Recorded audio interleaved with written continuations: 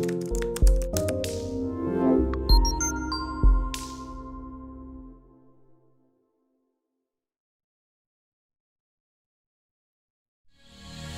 don't give a shit about your 1500 SAT score. Eat under 1500 calories a day and then I'll be impressed. If you treat her better than she treats you, she'll get bored. Don't just give her your attention. Make her earn it. She's not your co-pilot. She's your flight attendant. Live from Philadelphia, your man, Donovan Sharp. What's up, guys? It's your man, Donovan Sharp, and welcome to the 569th edition of TSR Live, your daily dose of red-pill truth, wisdom, and awareness. We are brought to you by Gorilla Mind Rush, the #1 non-habit-forming energy and focus supplement on the market. Be hyper-productive and laser-focused for hours with zero crash and zero jitters. Support the show and your productivity by going to donovansharp.com/GorillaMindRush to get your hands on a bottle or two. We are streaming live to YouTube, Twitter, Twitch, OK.ru, and VK. So however you're watching, wherever you're watching from, thank you for making the Sharp Reality Live a part of your daily routine. It is Monday, March 9th, 2020. It is good to have you guys in today. Hopefully you guys had a restful yet productive weekend. Obviously, I'm going to try out a new time slot. I'm going to try out a new time slot here. I'm going to go live this whole week, Monday through Friday, at 3 Eastern, 12 Pacific. Trying to switch some things up with my schedule here. Be a little bit more productive rather than lifting weights and working out after the show. I'm going to try to get it done before the show. So I got a good workout in before I came on the air. A little bit of an adjustment, so we'll see how this works out. But I had a very productive weekend. This weekend, as usual, got quite a bit done. Actually, did some spring cleaning. Did a little bit of spring cleaning. Actually got a lot of bowling practice, and I think I shot like 19, 20 games over the weekend. So hopefully that carries over onto the lanes tomorrow night at Bowling League. Bowling is addictive, guys. If I can just go off on a tangent here, bowling is very, very addictive, especially when you're really good at it. I was big into bowling back when I was like 20, 21, and this was back in the summer of 98. And to that point, I'd never really been that big into bowling before. Really before then, I was just sort of a casual bowler like most other people. Well, I was at work with a buddy of mine, and this girl comes in with a flyer advertising a bowling league, and we said, what the hell, let's give it a shot. Now, after the first league night, we were hooked. And that summer, we were at the bowling alley 4 or 5 days a week, and we both got really good. We actually ended up winning the league and got picked up after that league was over by a five-man team rather, in a much more competitive league in the fall, and ended up finishing 4th in a 20-team league. I think we won like $500 each in prize money. I think the winning team got like $1,000 each.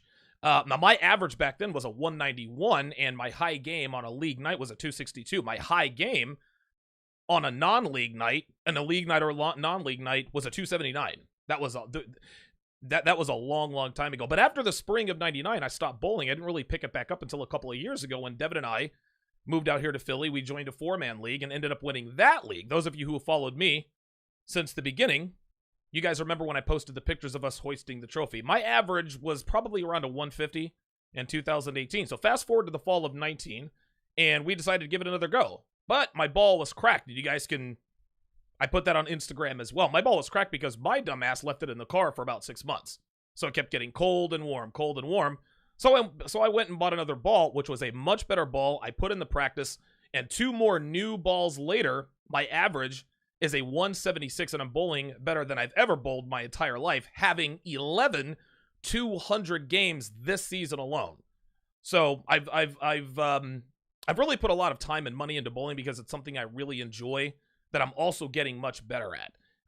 Incidentally enough, it's also very good exercise when I bowl by myself because I do it at a freakish pace. I'll shoot 9 games in an hour, and I'll be in a full-on sweat when I'm done. Anyway, let me get back on track here. I got a little sidetracked with my bowling stories here. I try to do a little small talk and let the chat fill up, let people start to tune in.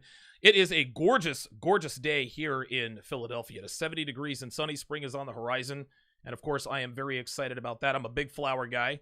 I love to garden, so I'm very much looking forward to visiting a few nurseries around here and getting my flower lineup set for the summertime. Also, while I'm thinking about it, the coronavirus is now here in the state of Pennsylvania. We now have 7 cases of the coronavirus in PA, 5 of which are in Montgomery County, which is right next door to us here in Philadelphia County. So it's traveled down from New York over the last, I would say, week and a half, and it arrived in Cherry Hill 4 or 5 days ago, which is just over the bend. So I knew it was only gonna be a matter of time before it arrived here in PA. So Devin and I, we got the jump on everything, and we went to BJ's last weekend before the shelves were empty, and we dropped over, was like $500 on supplies, non-perishables, alcohol, peroxide, hand sanitizer, disinfectant, and all the rest of that. We actually bought a freezer to store food in, and we also have another mini fridge. So we've got enough food and got enough supplies to last for 2 months. So if we can't leave our place for 2 months, we'll be all right. We obviously have a gym as well, so there won't be any drop-off in our workouts or our fitness. I don't anticipate this getting to outbreak status or something out of a movie, but it's certainly possible. And me personally, I don't know about you guys, I'm of the mindset that sort of says I'd rather have it and not need it than need it and not have it, right? And I'm fortunate enough to be in a position financially to go out and get what I need without hesitation when the situation calls for it. So guys, listen, wash your hands, don't touch your face, try to avoid touching your face, avoid large crowds. That's really the best I can tell you. Okay, let's get right to it. A big thanks goes out to Dub P, who wishes to remain anonymous for submitting today's topic. He actually submitted an article about this. Now, I'm a little late to the party on this because the whole sex strike thing happened almost a year ago. And Dub P actually sent this article to me last July. But even though this is sort of an old story, wives and girlfriends have been withholding sex from their husbands and boyfriends for quite a while now. Now, back in the day, I would say back in the 50s and 60s, this wasn't a problem. If a couple was having issues, their sex lives didn't really suffer, at least not that much. I mean, obviously, if a couple is having issues for whatever reason, the sex is going to drop off, at least temporarily, because, of course, they are upset with each other. This is a perfectly normal human response. Then, when they work things out, they have a great makeup fuck, and they go back to their regularly scheduled sex. It ain't like that anymore, guys. You fast forward 50, 60 years, and women are now purposely withholding sex from their significant others to make a point, or to punish him for something, or to get something that they want. There are many other reasons, depending on any given individual situation, but the point is that there is never a good reason to withhold sex from your husband or boyfriend. Let me repeat that. There is never a good reason to withhold sex from your boyfriend or husband, unless, of course, the relationship is over, meaning you're not committed to each other anymore. Now, women who are watching this would probably be thinking, oh, hell no. If I don't want to have sex with my boyfriend or husband, I don't have to. My body, my choice. Right? If I don't want to fuck, I'm not gonna fuck. And guess what, ladies? You are 100% right. And actually, I'm gonna have to kill the cameras here for just a second because I forgot to turn on a couple of my studio lights. So bear with me here for about 10 seconds. Yo! There's 1 and 2. Got it. Okay, let's see how that looks. Let's see how that looks. All right. Ah, much better. Okay, I was wondering why I couldn't see myself on the screen. So anyway, ladies, you're 100% right. There is no doubt about it. No man can or should force a woman to have sex with him. No man should ever force a woman to do anything she doesn't want to do. Least of all, have sex with you when she doesn't want to, right? Forcing a woman to have sex with you when she doesn't want to, that is rape. And rape is against the law. Not to mention that sex is much better when she actually wants to do it. But yes, ladies, you do not have to have sex if you don't want to. There is no question about it.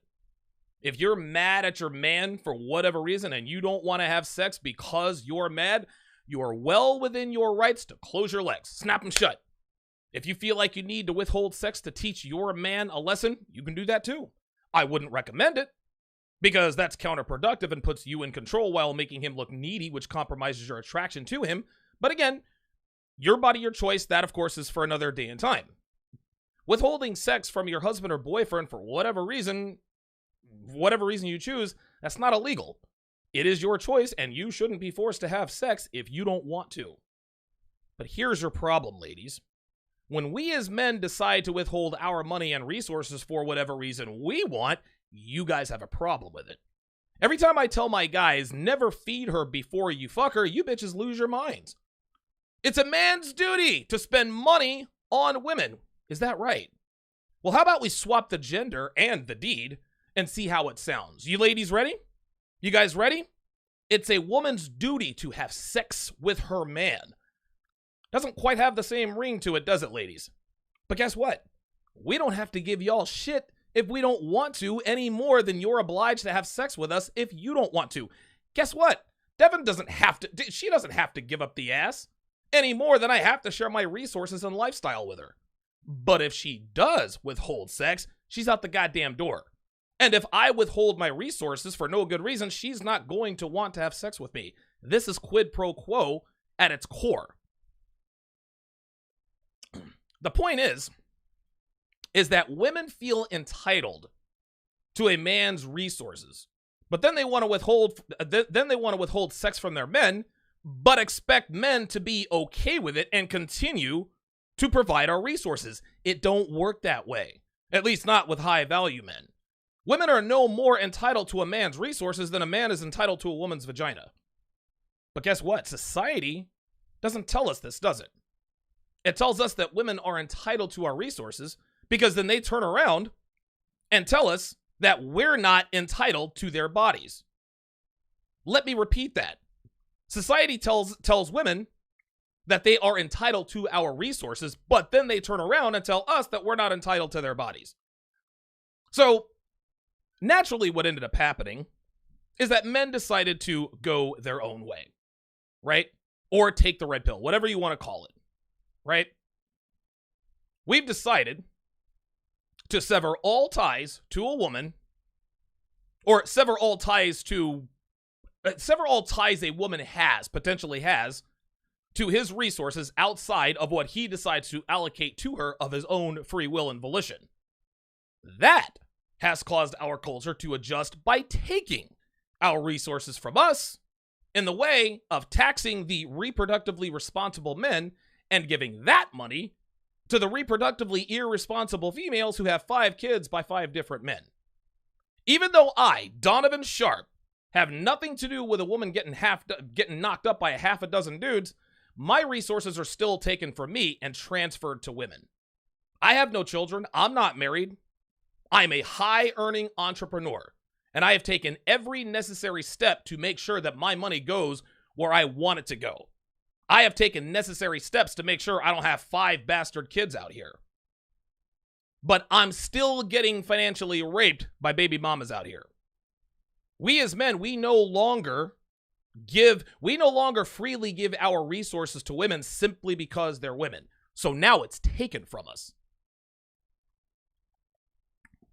Men adjusted, so the government, at the woman's will, adjusted as well. What if the government did the opposite? What if we once again hypothetically swapped the gender and the deed? What if the government obliged all women in the age of majority, which is 18 years or older, to have sex with at least one man a year of the government's choosing, whether she wanted to or not? Whether she was a virgin or not, whether she sleeps around or not, whether she's sexually and reproductively responsible or not. Wouldn't go over so well, would it? Forcing women to have sex with a man of the government's choosing is wrong on many different levels. I think we would all agree to that. So why are we okay with doing it to men? Why are we okay with men getting our wallets ripped out of our asses and giving our money and resources to women we don't know? We're giving money and resources to women we neither know nor are fucking. But Donovan, that's not the same. There's a big difference between money and sex. Au contraire, they are exactly the same. They are literally exactly the same, at least as far as relationships between men and women are concerned. You see, gentlemen, as men, we want sex and sexual exclusivity from women. That's why we pursue them. We chase sluts for easy sex. We chase women for relationships so we can have access, exclusive access to their vaginas. Sex is the reason we pursue women. It's not for money. It's not for resources, because we obviously have plenty of both. No. It is for sex and sex alone. Now, obviously, companionship is a part of the reason, but companionship without sex is a platonic friendship, and we damn sure don't need that either. So sex is the one and only reason we deal with and put up with females in the first place. On the other side of that coin, women pursue men for our money and our resources. They don't chase us for sex. They've got access to unlimited dick until they hit menopause, and sometimes they still have access to unlimited dick. Women chase men for relationships. Women chase men to get access to our resources and our resources alone. Yes, protection, companionship, stability, and status are all factors. That seems to be an awful lot. Yeah, men offer a lot more to women than women offer to men, potentially. But none of that matters. None of that protection, companionship, stability, and status, none of that matters if he's not sharing his resources with her.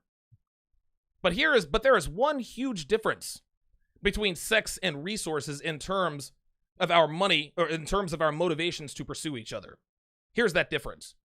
Women need our resources. We do not need women for sex. Now, don't get me wrong, we certainly want sex, right? But for every woman who doesn't want to have sex with us, there are 15 more who are ready to give it up at a moment's notice. Yes, it is true, for every man who doesn't want to commit his resources to a woman, there are 50 more who are waiting in the wings. But the big difference is that women don't want these men. They don't want those guys. Oh, no. Women want the high-value men who do not want to commit their resources to them. Not the low-value men who line up around the block and move heaven and earth just to have sex with her. So in this game of chicken, basically, between men and women withholding sex and resources from one another, we as men, we win. And the reason for this is because girls who don't give up the ass can and will be replaced. And the girls we replace these prudes with, and let's not mistake what I'm talking about here when I'm talking about prudes. I'm not talking about girls who are virgins. I'm not talking about the girls who are saving themselves for marriage. No. I'm talking about these sluts out here who close their legs because they overvalue their vaginas and overplay their hand, not realizing that the men they withhold sex from know and understand that pussy stock is in the tank and that he could have 5 of her in 5 days or less. It's not the same for women, guys, because at some point, women run out of men who are willing to share their resources with them. Well, men run out of women who are willing to have sex with them. Absolutely right. Here's another difference. That happens a lot later. Dudes aren't out here chasing 45-year-old women, gentlemen. They're not. Dudes aren't out here chasing 50 and 55-year-old women. Women, on the other hand, young, hot, tight, beautiful females, oh, dude, they are steady in the beds of men in their 40s, 50s, sometimes even 60s. I'll even go as high as 70s, regardless of value. Because we as men, our value inherently appreciates, while after 30, the value of a woman depreciates in earnest.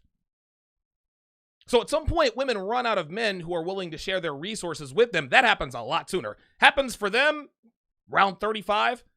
Happens for us on the opposite side of the spectrum around 65, I would say. When that happens, they panic.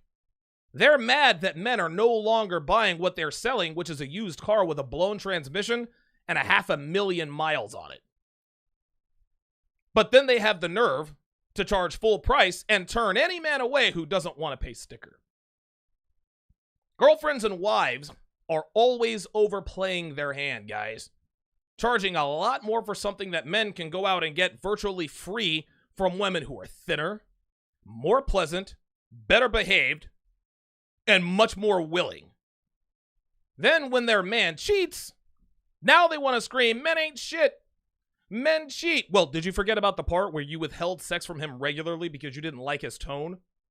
Or because you thought you could without any consequences? Yeah, thought so. So let us take a look at this article that, pardon me, that Dub P sent. It is entitled, "Would You Go on a Sex Strike? Meet the 4 women who use bedroom bans to make their husbands clean up and be better fathers to their children." And guys, I apologize for all the ads all over the place. Oh my God. Like, dude, these, and listen, I understand that websites have to monetize their websites, but Jesus Christ, it's like freaking ads all over the place. I'm going to go ahead and open up the phone lines and get your thoughts on this right now. 914-205-5356. That is the number to call if you want to get in on the conversation. Again, that is 914-205-5356. What I'm going to do is I'm going to read this article. And at the end of me reading the article, I'm going to start taking phone calls. Again, 914-205-5356. Again, that is 914-205-5356. Let us get started with this article. It starts, quote, "As a marital weapon, its power is indomitable. No wonder the sex strike, women refusing to have sex with their husbands to get their own way, has been used for millennia. Back in 411 BC, it says, Greek dramatist Astrophanes wrote a play about women withholding marital favors until a war is ended. But it recently came back into focus when U.S. actress Alyssa Milano urged women to refuse intimacy to protest against new abortion laws. And this undoubtedly effective method is still being wielded in Britain's bedrooms. Samantha Brick spoke to 4 wives who went on strike to find out why. Maggie McKenzie, 38, is married to a financier and has a son, Zephyr, 15 months. She lives in Kensington, West London. She says, quote, "When I was young, I was incredibly naive about a woman's sexual power. So my first sex strike in my mid-20s started off somewhat unwittingly. I've been a vegetarian since I was a teenager and turned vegan a few years ago, and until that point had always dated fellow veggies. But then I met a meat-eating man who was completely smitten." Imagine that. Imagine that. She meets a man who eats meat like a man does, right? Eating meat is seen as masculine. She always dated these vegan guys. She meets a man-eater, and all of a sudden, she's smitten. Yeah, big shock there. "Though I really liked him," she continues, "I just couldn't square his diet with my personal values and found it almost impossible to be intimate with someone who smelled of meat. So, having slept with him once just to prove how good we were together, I told him that if he wanted to forge something serious with me, including further sexual relations, he'd have to give up meat." Let me stop right there. Do you see how she literally admits to having sex with her man just to get him hooked, right? She said having slept with him once just to prove how good we were together. Translation: I fucked him one good time to show him what he could have if he gave up meat. This is what women do. They use sex. They weaponize sex, guys. They withhold sex for nefarious reasons. They give it to you once, then they take it away when they want something. That's how this works. "Though I hoped he would change his ways, I wasn't expecting him to." This is interesting. Didn't expect him to change his ways. "So I was shocked when he caved in after a fortnight and became a vegetarian. Suddenly, I realized how much sexual power I wielded. We went on to date for 5 years. In subsequent relationships," she says. Let's stop right there. She went on to date this guy for 5 years. I wonder why they broke up. I wonder what ended their relationship. I know. She met another man she was smitten by who was also a meat eater. She started cheating on her newly vegetarian boyfriend. The side dude, she says, "You know what? I'm going to try to pull the same thing on him that I pulled on my current boyfriend. We can't have sex unless you become a vegetarian." He said, "Fuck no, bitch. I'll eat meat I'm gonna eat meat till the day I die. You wanna know what she did? She didn't leave him. Oh, no. She left her boyfriend. She left her boyfriend for someone who actually stood his ground. I can guarantee you that's what happened. Right here off the bat, guys, you can see that men caving, bending to a woman's will just because she withholds sex does not yield a good relationship. She was in a 5-year relationship which eventually ended. I can guarantee you that she used the sex strike to try to mold him into exactly what she wanted him to be. And surprise, surprise, when she finally had everything she wanted, he was no longer attractive. That's why this is counterproductive. In subsequent relationships, she says, I use sex strikes to achieve everything from getting my home redecorated to letting loose with internet purchases. I don't have a problem with this or see it as manipulative. It's a win-win. I'm happy and he's sexually satisfied. Even now, I'm a happily married mother of one. I'll regularly go on sex strikes in order to get what I want. I'm a stay-at-home mom, and my husband, who works in finance, doesn't realize that having a beautiful home is a big priority to me.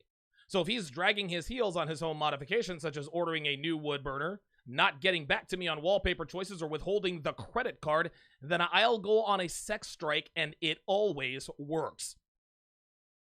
But women want to say, don't objectify me. Don't objectify me. I'm good for more than just sex. Isn't that interesting? Because you withhold the one thing that you say you're good for more than in order to get the thing that you want, which is money. That actually kind of sounds like prostitution. Oh my God, but they're married. Listen, prostitution is prostitution. You're not going to fuck your husband unless he gives you the credit card? Yeah, you're a prostitute, sweetie. My most recent one was over a stunning overseas property I knew would be the perfect holiday home.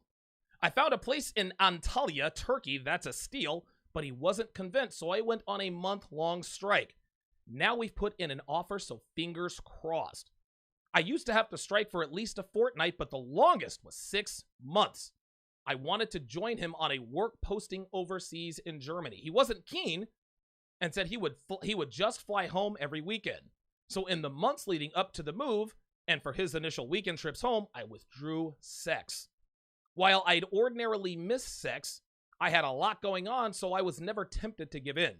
My willpower has gotten stronger as I've got older. As for looking elsewhere for sex, it didn't occur to me to wonder if he'd strayed. He's not that type of guy. Eventually, he relented. This is the same woman whose husband will leave her for a younger, tighter version of herself. But then she's again, men ain't shit. My husband worked overseas and he started fucking his younger, hotter, tighter secretary. Like I said before, did you mention to all of your friends that you would withdraw sex from your husband for months at a time if need to, just to get what you want? He never ever knows when I'm going on a sex strike. I like to keep him on his toes. We usually have sex 2 to 3 times a week. Oh joy. This chick thinks having sex 2 to 3 times a week is an actual treat. Withdrawing sex is empowering and effective when it comes to getting what you want. We've been happily married for almost a decade, so I must be doing something right. Ay, ay, ay. This woman has no idea that the more her husband caves, the more her husband gives into these sex strikes, the less attractive he becomes. This is why her first relationship she did sex strikes in only lasted 5 years. She's 10 years into this thing, but either one of them is going to have an affair. He's going to have an affair because he's not getting sex at home. She's going to have an affair because when she withdraws sex, he comes running like a little puppy dog. She's going to fuck around and she's going to do one more sex strike. She's going to do one too many sex strikes. And when he doesn't cave after 6 months, she's going to wonder, well, where the hell is he getting sex from? Then when he finds out he's fucking his hot 23-year-old secretary, now she wants to be mad. Bitch, you got nobody to blame but yourself. Nobody to blame but yourself. Let's move to the next one. He threw a strop, but I stood firm. I'm almost done, guys. I see you guys in the queue. I'm going to get to you guys in a minute. Stay at home, Alyssa Ali, 23, lives in Sutton, South London with her partner, Sam Solomon, 24, a civil servant, and their 2-year-old son, Aiden. Jesus Christ. Women are now being influenced by Americans naming all of their sons Aiden. Sam and I have been together for 4 years, she says, and the sex has always been important. We make love every other day. We'll even have sex after an argument. Yeah, big fucking shock. I think most people have sex after an argument. Do you see how this is so funny, guys, is that women are characterizing sex as doing a man a favor. Well, we have sex every other day. I'll even give him the booty after an argument. Bravo, you want a fucking fish? You want a fucking cookie? This is why the sexual marketplace is in the shit. We've got women out here trying to take credit for and being glorified for something that should be par for the course. Women, you should be fucking your husbands and boyfriends. It's not a big deal to have sex with your husbands or boyfriends. But then again, let's flip the script, right? Because if I were to say to somebody, well, listen, I take good care of my girlfriend. I spend money on her all the time. What do you want, a fucking fish? If your girlfriend is taking care of you, yes, it is par for the course that you take care of your girl. Like, I'm not looking for accolades or praise for doing what the fuck I should be doing in a relationship, and neither should women. It's just sex. It ain't that big a deal. Especially when we can get it so easily and freely from women who are younger and more willing than you. Anyway. So going on a sex strike last year, she says, wasn't something I embarked upon lightly. Instead, it was the result of my deep frustration about what I viewed as his lack of commitment to our family and the fleeting attention he was paying to our son. He works long hours as a civil servant, and I understand that it's tiring. But at the weekend, it seemed to me he only thought of himself. Instead of spending quality time with his family, he wanted to make those 48 hours all about him having a lie-in, watching football, or going out by himself. Do you see how ungrateful women are? This guy works hard 5 days a week. All he wants to do is kick it at home and have 2 days for himself. He wants to spend 2 days doing things for himself, and she still wants more. Never mind the fact that you're a stay-at-home mom and he works 5 days a week to put food on the table and a roof over your head. Oh, no. She wants him to pay yet more attention to her, even though he works for her and his family. For 3 months, she says, I kept telling him it was important he spend time with me and Aiden and served as a good role model for his son. Finally, after a fraught argument, it became clear the only way he'd change his ways was if I did something big to show how serious I was. I knew my son behaved better after having things taken away from him, and I figured his father would be the same. This is another problem, guys. Women treating men like boys. Women are always bitching and complaining. Where have all the men gone? Listen, you can't expect men to act like men if you treat them like boys, ladies. The ones who actually let you get away with it, those are those men that you want to treat like boys. Those are the men you're not attracted to. The men who don't let you get away with treating them like boys, those are the ones you want but can't have. I didn't tell him straight away, she said. Instead, after he started complaining we weren't having sex, I explained what I was doing. I wanted to spell it out to him that his actions had repercussions. Naturally, he was upset and even threw a strop, as children do. It's so cute how women compare men to children, right? Of course he's upset. You're not fucking him. There's a big difference between a kid throwing a fit over a toy and a man throwing a fit over his woman not having sex with him. That kid didn't do anything for the toy. But the man expects sex, especially if he works 5 fucking days a week to put a roof over your ungrateful ass head and put food on your ungrateful ass table. Of course he's going to be pissed off. You're not upholding your end of the bargain. But I'm going to tell you what, if he decided that he wasn't getting enough sex from his wife and decided, you know what, I'm not going to go to work anymore, I'm not going to pay the bills, she'd be incensed. The world would be on fucking fire. Oh my God, my husband is no longer going to work. He's no longer buying things for me. He's no longer paying the bills because I'm not having sex with him. What a misogynist. But we want to praise women for not upholding their end of the bargain. Because I had threatened to go on a sex strike before and it always caved in, she said, after his initial histrionics, he didn't take me seriously and kept trying to initiate sex. I missed sex, but I never gave in because I wanted results. I didn't for a moment believe he would look for sex elsewhere. Boom! Let me read that again. I didn't for a moment believe he would look for sex elsewhere. This, guys, this is the center of the problem. The reason she withheld sex, the reason she felt like she could get away with withholding sex with him is because she didn't believe that he would look for sex elsewhere. Guys, let this be a lesson to you. The minute your woman, your girlfriend, your wife becomes 100% certain that you either can't or won't go out and get sex from another woman, she will withhold sex, guys. You think Devin would ever withhold sex from me? Fuck no. You want to know why? Because she knows that, number one, that if she withheld sex from me, she'd be out the fucking door. But number two, she knows I can go out and get pussy anytime I want, guys. Dude, if Devin, no, I would cheat on her like fucking Michael Jordan at goddamn Monopoly. You kidding me? Bitch, you want to withhold sex from me? All right, I got you. Cool. I got you. Yeah, let me leave my phone face up, and you can catch me getting a text message from the hottie at the gym, right? But Donovan, you have your own gym. Oh, trust and believe, my man. If my girl ever withheld sex from me, all of a sudden I'd stop using the gym at home, and I'd go to the gym and start hitting on them bitches. Yeah, I got another workout here, Deb. Well, wait a minute. Didn't you work out earlier today? Yeah, I did. Women only withhold sex from men. They are 100% certain that they can't or won't go get sex elsewhere. She said it herself. I didn't for a moment believe he would look for sex elsewhere. This is why she did it. It continues. I can imagine how I'd react if he announced he would strike. I'd wonder if he'd been taken over by aliens. Do you see this? If a man actually decides to withdraw sex or his resources, women are so used to men acquiescing and not standing up for themselves that when we do, she'd think that we're taken over by aliens. Unbelievable.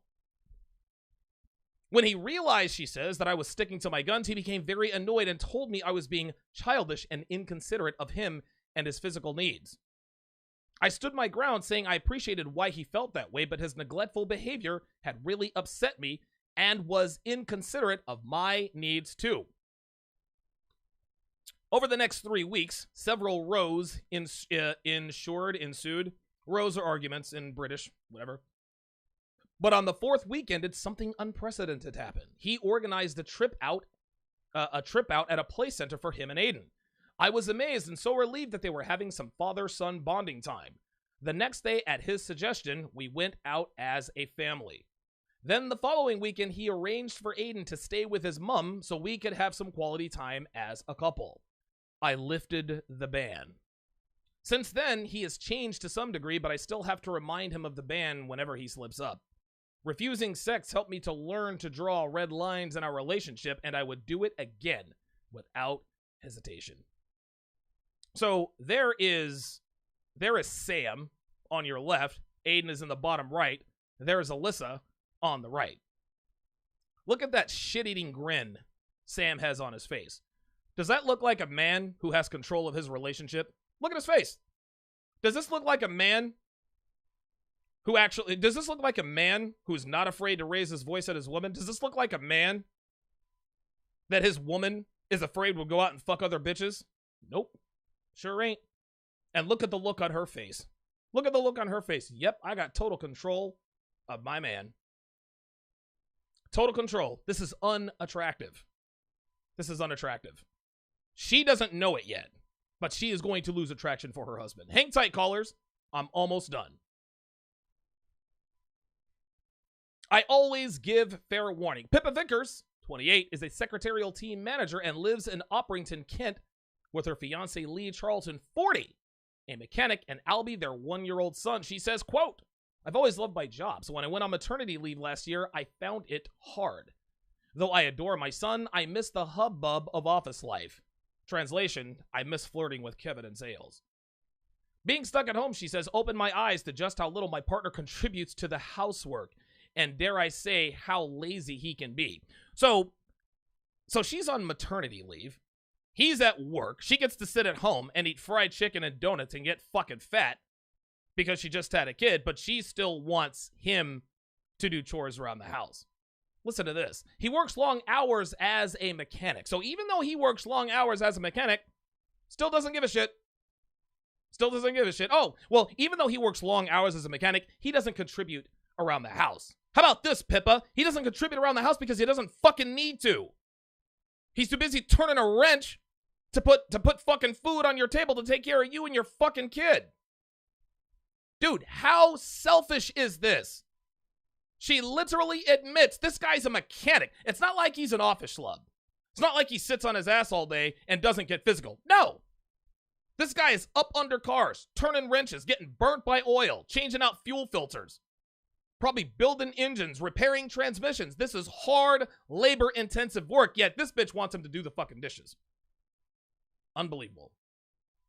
When we first moved into our house, she says, the first thing I sorted was a laundry room with separate baskets for different washes.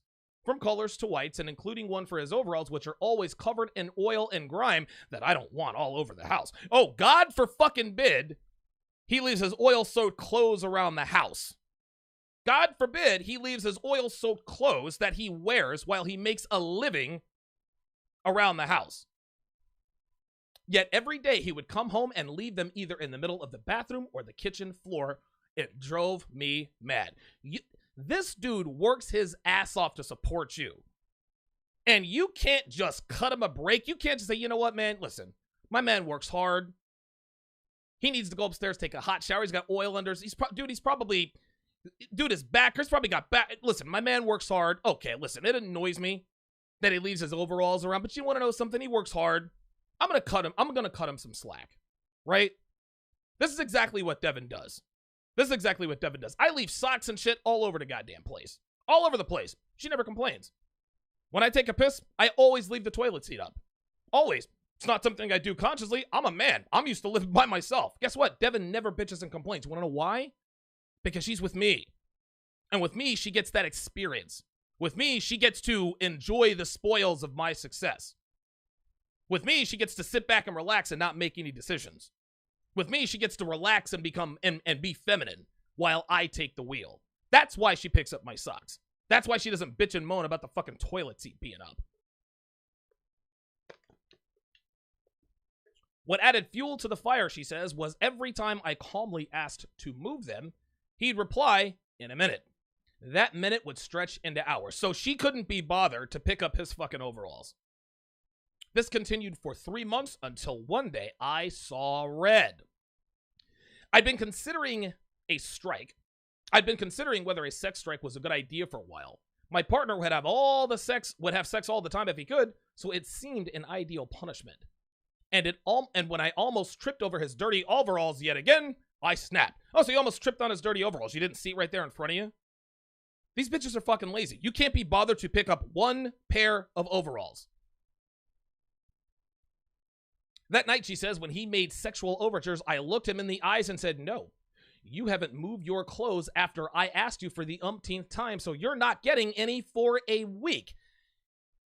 You want to know what I would do if Devin said that to me? If she says, you haven't moved your socks after I've asked you for the umpteenth time, Donovan, you're not getting any sex from a week. My response would be, not from you, I'm not. Guys, you got to understand this. A woman's vagina is of little to no value. It has little to no value. The only reason why it has little to no value is because so many women are giving it up for nothing. If so many girls weren't sluts out here, if so many girls didn't just give it up to anything with a Y chromosome and a smile, a woman's sexual purity, a woman's sexual exclusivity would be worth a lot more, right? But what these women don't understand is what they're withholding is something that younger, hotter, tighter women are giving away for free. She continues. We've always had a healthy sex life, sleeping together 4 times a week, so he'd assumed I'd give in straight away. I did miss sex, she says, but my sexual desire was matched by my rather stubborn character. I didn't go on strike for too long. It's all part of my strategy. That way, I'm less likely to give in. I don't want to ever let him think he's won. See, again, this is another problem with bitches. They look at relationships like competitions. Ladies, you're not competing with your man. This is a cooperative. This is not a competition. There is no chance of Lee going on a sex strike, but if he did, it wouldn't bother me. There it is again. There it is again. Another woman who knows beyond the shadow of a doubt that her husband would never withhold sex from her. She says there's no chance of Lee going on a sex strike. Let's scroll back up to Alyssa. For those of you just joining, look at the top of your screen. Look at the top of your screen. I didn't for a moment believe he would look for sex elsewhere. You guys starting to see a theme? Women only withhold sex from men when they know their men either can't or won't get sex somewhere else. This is why your woman has to know that you can go out and get pussy anytime you want, guys. And you don't have to tell her. You don't have to say, well, listen, I can go out. No, You say it with your actions. Listen, Devin knows I can go out and get pussy. Dude, I did it in Vegas for almost a decade. If I can do it in Vegas, I can do it fucking anywhere. I don't have to tell her that. Oh, she knows. Dude, has Devin given up the pussy when she's pissed at me for some shit I did or said? You better fucking believe it. But I'm gonna tell you one thing that will never come out of her mouth is, well, Donovan would never go and seek sex elsewhere. There's no way Donovan would ever do that. There is no chance of Donovan going on a sex strike. She would never, ever say that. The article concludes, quote, to both our surprise, I held firm. And just 3 days into my planned week-long strike, he miraculously changed his ways. Not only putting his clothes away, but helping out with other household chores. Since then, I've used the sex strike method with gusto. I've done it at least 10 times, ranging from 1 day to 3 weeks. I always give fair warning, declaring strike one when I'm nearing breaking point with a 3 strikes and I'm on strike rule. I always stand firm. If anything, withholding sex has added an extra frisson to our relationship, and his improved behavior proves it works. What these women don't understand is that having that kind of control over a man is inherently unattractive. We say this all the time, guys. Women don't want to control men. Women don't want controlling men. They want a man who is in control. And a man who is in control would never have his woman withholding sex from him. That's the way this works. This bitch has done a sex strike, 10 times? What she doesn't realize is 2 things. Number 1, her attraction is going to dwindle. Number 2, a man is only going to put up with a sex strike, but for so long. At some point, he's going to be like, you know what, bitch? Fuck this. Fuck you. You're going to withhold sex just because I'm not picking up my fucking overalls? No, fuck that. I'm going out and I'm getting sex elsewhere. Women are not withholding. See, this is the problem. These women are not withholding sex because their man decided to quit his job. These women are not withholding sex because the man isn't doing his share in terms of the bills. No. She's not withholding sex because he is not upholding his financial end of the bargain, which is exactly the reason why she's with him in the first place. She can get dick anywhere else. She wants the resources. No, it's not for that. No, it's because he didn't pick up his fucking laundry. It's because he keeps leaving his oil-soaked overalls on the ground, which, by the way, got oily because of what he does for a fucking living. All right. 914-205-5356 is the number to call if you want to get in on the program. 914-205-5356. Guys, let's keep it on topic. I want to hear your stories or other people's stories about your girl, somebody else's girl, a story, a video, whatever, of a woman withholding sex from her husband or her boyfriend. Don't call me up talking about Donovan, there's this girl that, no. Listen, give me stories about your woman withholding sex. Don't call me up and talk about this and Donovan, I've got something off topic. No, we're staying on topic today. I will unceremoniously dismiss you. AM1 with the $2 super chat says, this shit is preposterous. You better believe it. The Sea Bear with a $5 super chat says, I'm a plane mechanic and work 10 to 12-hour shifts daily. I'm always bone tired by the end of the day. I don't blame this guy for not having energy. Apparently Pippa does. This is the problem with women. Women think money grows on fucking trees. They have no idea what it's like to actually work for a living. God forbid that a man is actually tired when he gets home from work. This is unfucking believable. Unfucking believable, dude. Unbelievable. 914-205-5356. Let's go to area code 973. Area code 973. You're on Live at Donovan. What's your name? Where are you calling from? Greg from New Jersey. Greg in New Jersey. What's going on, brother? Good. This is on topic. I repeat, this is on topic. I know you're not a theater buff, but there's a story called Liz Estrada, and this is exactly what Liz Estrada is about. So Liz Estrada is all about, her going on strike with all the women in the city to stop their men from going to war or something like that. And then there's another movie called Chirac, which is exactly like Liz Estrada, but it's black, which which doesn't make any sense to me at all. But with me, I work with my hands. I'm a stagehand. I do entertainment for a living. If my woman ever withheld sex because, I was doing carpentry for so long, I was doing over. I get Playboys and I put them all around the house. That's number one. Number two, I put 12 tabs of Pornhub on her computer. Goddamn and right. then number three, I fuck another woman. I fuck another woman. Because guess what? It's not like I can't fuck an actress when I really want to. And it's not like I don't work with actresses already. But this whole thing is just Liz Estrada in the 21st century, and it does not make any sense to me at all, really. This is absolutely fucking crazy. And you want to know something, Greg? You don't ever have to worry. Men like yourself, okay? Men like yourself don't have to worry about a sex strike because your woman knows that you can go out and get sex from other women without actually having to tell her. I said it, dude, I've said it on this episode 100 times. Devin will never, ever purposely withhold sex from me.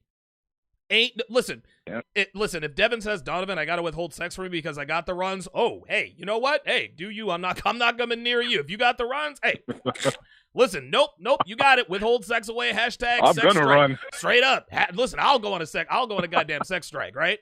If she's got the runs or if it's that time of the month, hey, you know what? I got you. And dude, sometimes even when it's that time of the month, I tell her you got more than one hole.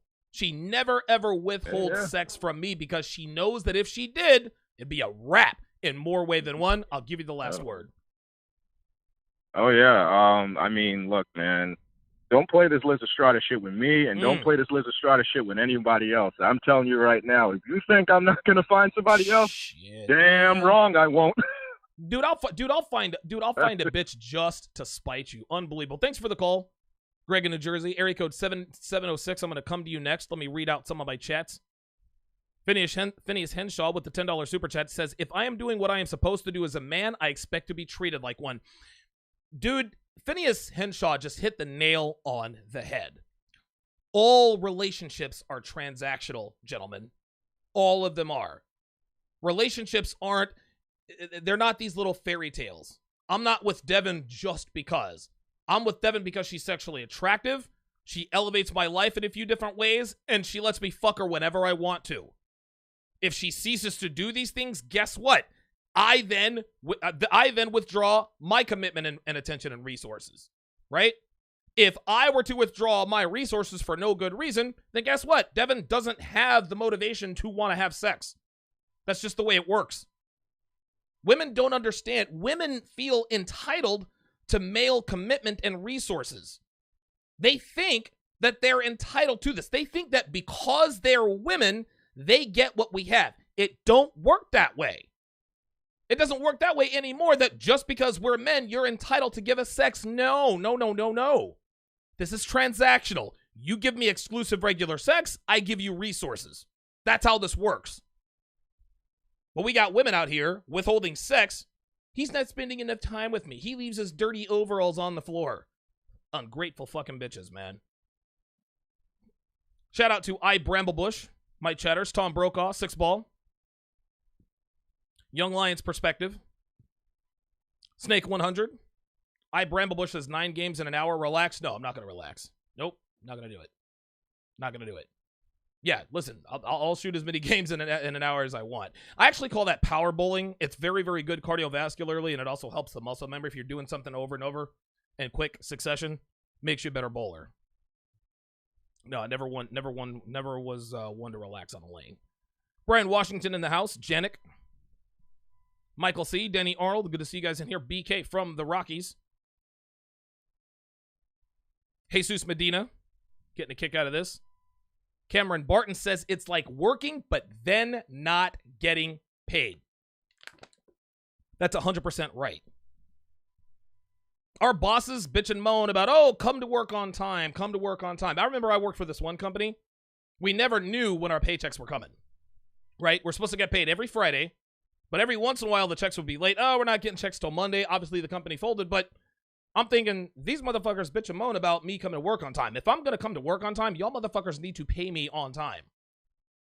Your woman withholding sex from you for no good reason is literally like working and not getting paid. Unbelievable. AJ Blaylock's in the house. Clue with the $5 super chat. Says, great show. Appreciate that. Appreciate that. Nandina says, hola, Donovan from London. Very good. Kenneth Christmas is in the house. Good to see you in here. Brel215 with the $2 super chat says, hope you post this show to YouTube, please. Yeah, this will be on YouTube. Bro, this will be on YouTube. It'll stay on YouTube. Area code 706. You're on live at Donovan. What's your name? Where are you calling from? Yo, what's up? What's up, Donovan? It's Mac Fit. What's up, MacFit? How you doing, brother? What up, brother? Hey, man. This topic is crazy as hell because I was dealing with this stripper chick who basically tried to withhold sex on me because I wouldn't fuck her raw and shit. Oh, yeah, man. Wow. Oh, fuck that. You're a bitch. You're a stripper, and you're gonna withhold sex from me. So you're gonna grind your junk and show your titties to perfect strangers, but you want to withhold sex from me, bitch? Please.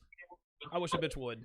Bro, I'm saying it made no sense. And then she had she had warrants in New Jersey and shit. Oh God. 2, she had a kid.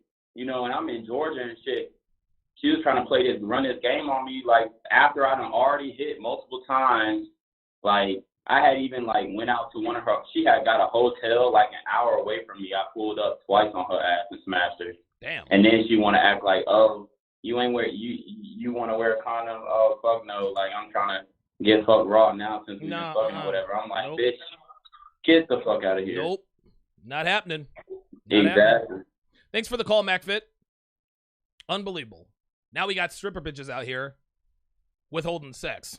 I've had sex with many strippers. I've been in relationships with 6 of them. Ain't none of them ever withheld sex from me. Bitch, sex is what you do for a living. Unbelievable. Area code 514. Area code 514. You're on live with Donovan. What's your name? Where are you calling from? Area code 514 going once. Area code 514 going twice, and you're gone. Let's go to another area code 514. Area code 514, part 2. You're on live with Donovan. What's your name? Where are you calling from? This is Janik calling from coronavirus land in Hong Kong. Janik calling from Corona. Now, Janik, this is Janik L'Italian. I hope that's the way you pronounce your name. Are you safe? Are you healthy? That's all good. That's all good. Okay, very good. Real quick, and now I'm gonna take this off topic because it's my show. What's the environment like out there in Hong Kong? You're near the epicenter of the coronavirus. Are the streets empty? Are people walking around with masks? What's going on? People are walking around with masks. Okay. I wish everybody would catch the fucking virus, heal from it, and get back to goddamn normal. Right, exactly. Okay, but you're okay though, right? It's I'm all good. I'm all good. Yeah. Alcohol kills the virus, so I'm A-okay. Excellent. To get back on topic, okay, I live with my girlfriend here. I pay all the bills. That's right. I pay all the rent. There you go. Hong Kong is one of the most expensive cities in the world, so a 500-something square foot apartment is going to cost around $1,400 US per month. Wow, that is expensive. That's like here in Philly. Good. Yeah. But that ain't counting the utilities, that ain't counting the electricity, all that shit, okay? Right. That article is an effing nightmare. Jesus. Sex strike? Are you fucking kidding me? No. That ain't happening. That ain't happening because, you know what? The broad ain't even freaking paying half of the rent, paying any of the bills. I'm fork in everything. And even if it would be easy to actually have her pay part of that, hell no. Nope. Hell no. I'm keeping my hands on the wheel, and if you ain't happy, the door's over there. I mean, I got to fall back hearing this to what Steve Williams says about the lion doesn't give a shit about what the zebra thinks. That's right. That's all it is. That's there you go. all it is. I mean, sex strike, are you kidding me? Hell no. So let me ask you one last question here, Janik. Let's just say, hypothetically speaking, I know this wouldn't happen. It wouldn't happen to me either. But let's just say that your woman says to you, Janik, if you don't do, you leave the toilet seat up too much. I don't know if there are toilet seats in Hong Kong. I've never been to Hong Kong, but you leave the toilet seat up too much. Yes, we use them amply. Okay, perfect. Excellent. You leave the toilet seat up. You did not leave the toilet. You haven't left the toilet seat up in a week and a half. I'm going on strike. What's your response? If you look up on YouTube, look up "compromise, there's the door." You'll get a video from Tom Likas that'll pretty much sum it up in a flash. You know my what? God. I'm in Asia. I got blue eyes. Oh, dude, Jesus Christ! Yeah, you're an alpha chat over It'll there. take less than a week. Oh, easy. Yeah, easy. So basically, you kick the bitch out and get another woman who would be willing to make your acquaintance sexually for little to nothing. When they say next her, that's all there is to it. Janik L'Italian, ladies and gentlemen, a longtime follower, Patreon supporter of mine. Appreciate the call. Glad to see that he's doing good out there in Hong Kong. Listen, China is the epicenter of the coronavirus. It's good that our fellow American out there is doing well. Let's go to area code 252. Area code 252. You're on live with Donovan. What's your name? Where are you calling from? Hey, Donovan, it's Kitchen in Raleigh. Kitchen in Raleigh. How you doing, man? I'm doing good, man. Love the topic for this show. I got something, dude. Honestly, like the whole withholding sex thing is just one giant shit test. That's right. Really, like That's when it comes down to it. That's it. And it's only, yeah, dude. And it's only happened to me once. It happened to me when I was like 21, 22, still a young guy. The first story you read in the article was exactly my situation, but I handled it differently than that guy did. Right. I had a girl that was a vegetarian too, and she would get pissed off at me when I would eat a steak in front of her. I'd take her out to eat, like get her salad and everything, and she'd be like, I don't know. And the only way you handle a shit test is just not want the sex. Like if the girl is gonna play that game, like you can't be like, well, why not? You just like. And then you just got to take away the resources, like you said, man. Like, and if they want to make it a competition, and like, because I don't think a dude is trying to be competitive, but a woman But if a girl gets competitive, dude, you gotta beat her. Here's the thing. That's what it comes down to. Listen, Kitchen, you hit the nail on the head, and here's why. Right? If a girl withholds sex from you, she is no longer upholding her end of the bargain. Right? The end of the bargain is as such. I want exclusive, regular access to your vagina. That's it. Our end of the bargain is I want exclusive, regular access to your resources and your lifestyle. We freely trade these things for what we want in the other partner. This is basic math. This is basic economical mathematics. If you're not giving me the product, there's no need for me to pay anymore. It's just like Cameron Barton said. If we went to work and they said, hey guys, by the way, we're not paying you anymore. What do you think the workers would do, Kitchen? Do you think they would stay there and work when they know they're not getting paid? Fuck no. They'd go out and find another fucking job. Fuck no. That's the way it works. I'll give you the last word. The only thing I'll just agree with everything you just said on that, man. The only thing you got to do is just, if they don't like you, you don't like them. Like that's all I can say is like you don't show them affection, you don't spend money on them. And the way I handled it, dude, I would be like, she was like, well, what are you doing? I was like, oh, I'm going out to eat. Like, well, are you going to take me? I'm like, no, like, because no. But that's all I got to say, man. It's great watching you on my days off, dude. I love it. You're like the best fucking podcaster. I love the production value, man. That's one more thing I want to say, dude. Thank you. Like the way you produce it, the way the camera moves around and stuff, dude, I really love that. Appreciate it, man. I work very, very hard at it. And, it's weird for a while. And thanks for the call, Kitchen. Yeah, for a while, because I've invested somewhere north of $14,000, maybe $15,000 in my studio. And for a while, I was thinking to myself, you know what? Is it really going to make a difference if I have all of these fancy bells and whistles, right? Is the big screen going to make a difference? The new mic, the little, the trinkets, I've got 2 cameras. One, I've actually got one that normally pans, but I was running a little short on time. I'm not panning the camera today. But one camera pans. I've got the camera on look, I've got the camera on a camera slider. As you guys can see, if you're looking in the upper right-hand corner, I've got my camera, programmed to come down and sort of give it sort of like a TV feel. Like when I go live, I like for my show to look watchable on TV. And I was never really certain as to whether or not this was going to make a difference. And I'm here to say, I think it has. I think it has made a very big difference. I think that good content is the key to any successful podcast. I've got that part nailed. But if you really want to separate yourself from most people, you need to have a good combination of both. You need to have unbelievable production, and you need to have unbelievable content. Very few content creators, if I may say myself, don't really have that combination. I feel like I am one of the rare exceptions to the rule. I have very good production. I have very good content. So I'm glad that you guys recognize the effort that I put into the show production wise. It's very, very cool to be recognized for that. So I appreciate that. Let us go to area code 204. Area code 204. What's your name? Where are you calling from?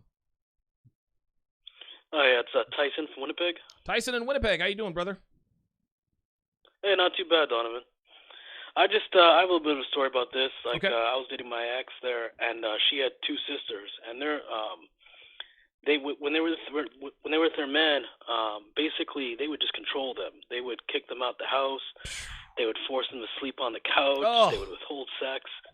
It was ridiculous, and I was always like, "Why are you guys at your brother's place?" Or, "Oh, well, she kicked me out again," or "She did this and she did that." And one time we had a fight, and my ex turns to me and she goes, "Well, you know what? I'm not going to give you any, and you should go sleep on the couch." What? And I just looked at her and I said, "What? This is my place. It's like I'm never leaving my bed. It's like if you have a problem with that, you go sleep on the couch." That's what I'm saying. And That's you know what? She never did that again. You know what I mean? But it was just ridiculous. These guys, I find it really funny that really men don't have any standards. And for some reason, I don't know what. Like even as I age up, women just don't seem to realize that they can be replaced easily. And I'm just like, why don't you understand that? But they don't seem to know. They don't understand it, Tyson, until it's too. And here's the thing, Tyson. And this is actually a question I'd like to ask you because you're obviously in Canada. Are the women in Canada like the women here in the U.S.? Because again, it's common sense to everyone, I would think, including women, that men can replace women. So I don't really think, and you can disagree if you want. I would just like to know. Maybe I'm just trying to sort of expand my own dimension in the way of my own belief system. But women know that there are plenty of women out here giving away pussy for free. Like, they know this. What I think it is, Tyson, I think it is a combination of women not thinking they can be replaced, but that also goes in conjunction with not thinking or knowing their men either can't or won't go out and get other women or have the balls to say, "Bitch, fuck you. You're not withholding shit. You want to withhold shit? Then you can get the fuck out of my house." What do you think about that? What are Canadian women like in that regard? Yeah, Canadian women are much the same. I mean, they're a little bit more agreeable in some ways, but when it comes to their hypergamous nature, they're just the same. I mean, it's just they really just view themselves as being, I'm really full of it, and then you know what? They don't really take any consideration for their men. Right. And so when I'm dealing with a lot of these women up here, they're just all about themselves. And it's kind of like, well, what are you doing? Like, don't you understand, right? That my choices are vast, and I don't need to be with you. And none of these women seem to realize it. They think, well, I got all these guys, but all these guys are garbage. Jesus. Like it didn't work out with you and all those guys. Right. So when you got a good man, why are you trying to do things like withholding sex? Trying to tell me what I need to do. No. You need to fall in line. And a lot of them just don't want to do that. That's the problem. And thanks for the call, Tyson. Listen, he makes a very, very good point. Women just don't realize they can be replaced, at least not until it's too late. They don't realize that men have options. And then when men exercise those options in the face of her withholding sex, now all of a sudden it's men ain't shit. Cryam answer with the $20 super chat. I appreciate that. He says, I had a wife withhold sex before we got divorced. Keep dropping that game, Donovan. Appreciate that. Michael Goodlet with the $2 super chat says, no pussy, take away your attention, time, and moolah. Truer words never, ever spoken. That's for damn sure. That's for damn sure. Let's go to area code 917. Area code 917. You're on live with Donovan. What's your name? Where are you calling from? Area code 917. You there? Area code 917 going once. Area code 917 going twice. Donovan. Hey, there he is. What's up, man? What's your name? Where are you calling from? Donovan. Hello? Yep. Where are you calling from? What's your name? Hello? Yes. I'm sorry, man. Sanchez from the tri-state area. what's up, man? I'm glad you didn't hang up on me, man, No, because you're I had cool. to get You're this one in. So my current girlfriend tried that shit, and my tactic was I just went out and cheated and let her find about it. That's I right. didn't hide it at all. That's right. Good. You know what I'm saying? So this was the part that killed me, though, right? So when she found out, I left the phone open, with a text message, Yep. and sure enough, she saw it Yep. going crazy. So when she goes crazy and she wants to know why, I explained it to her. I said, listen, you've been holding back sex. You've been holding out everything, basically. You know what I'm saying? But sex is a major part. You know what I'm saying? She acts surprised. Oh, Like, Jesus oh, Christ. I can't believe you would do that. I said, oh, my God. So it goes to what you were saying. When they think that you have no one else, or they think that they have some type of upper hand, They're always that's in when shock. they try to pull that stuff. That's right. That's right. So, That's the only I kinda reason like, why they so do that. it's kind of like breaking her ego. Yes. Yes. Yep. Not only breaking her ego, Sanchez, it's breaking her ego, number one, and thanks for the call, and number two, teaching her a goddamn lesson, right?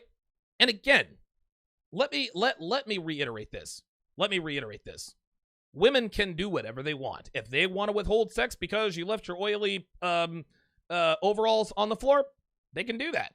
I'm not saying that I agree with it, but they can. Women can do whatever they want. We don't control women, nor should we want to, right? Just understand that withholding sex for reasons other than the man not upholding his... If a woman wants to withhold sex from a man because he's not going out and finding a job, hey, you're getting no argument from me, right? If a woman withholds sex from a man because he just up and just decided not to pay the bills for no reason, but he has the money or he can't pay the bills, listen, there's no reason for a woman to be having sex with you if you cannot uphold your end of the bargain. I get that. But for trivial things, he's not spending enough time with me. He wants to lay on the couch and watch football after working 60 fucking hours. He leaves his socks on the floor. He does this. He doesn't help out. He doesn't help out enough around the house, even though he's turning a wrench for fucking 8, 10, 12 hours a day getting dirty for your non-grateful ass. Oh, you want to withhold sex from him because he doesn't pick up his overalls off the floor. That one I couldn't believe. I just could not believe that. Age of Been Changed with the $5 super chat. I appreciate that. He says, quote, all truth, or a great topic, all truth. Love to see family court drop the hammer on women that do this in their marriages, expecting a divorce payday. You know what? That's the other angle to this, guys. That's the other angle to this. Women withhold sex so that their husbands do go out and cheat to give them a reason. They don't even have to do that, thanks to no-fault divorce. And dude, women wonder why. Women wonder why the red pill community exists. We catch all sorts of heat. Oh, they're incels. You guys are losers. You guys hate women. Nah, man. Women, you did this to yourselves. Then when men talk about going around and cheating and fucking this bitch and that, you guys want to talk, well, men need to grow up. Bitch, you need to grow up. I'm not trying to be with a woman who withholds sex. Fuck that. Especially if I'm handling my shit. Fuck all that nonsense. Dude, I've never had... Actually, you know what? My ex-wife Darcy did withhold sex from me. She withheld sex from me for 1.5 years because we were joining the Catholic Church. She says, I don't want to live in sin. Psh. Let a bitch try that now. Area code 469. Area code 469, you're on live at Donovan. What's your name? Where are you calling from? What up, Donovan? It's Dub from Dallas. Dub from Dallas. What's up, brother? What's up? It's so many of your stories that go to, what I went through just some months ago. Yeah.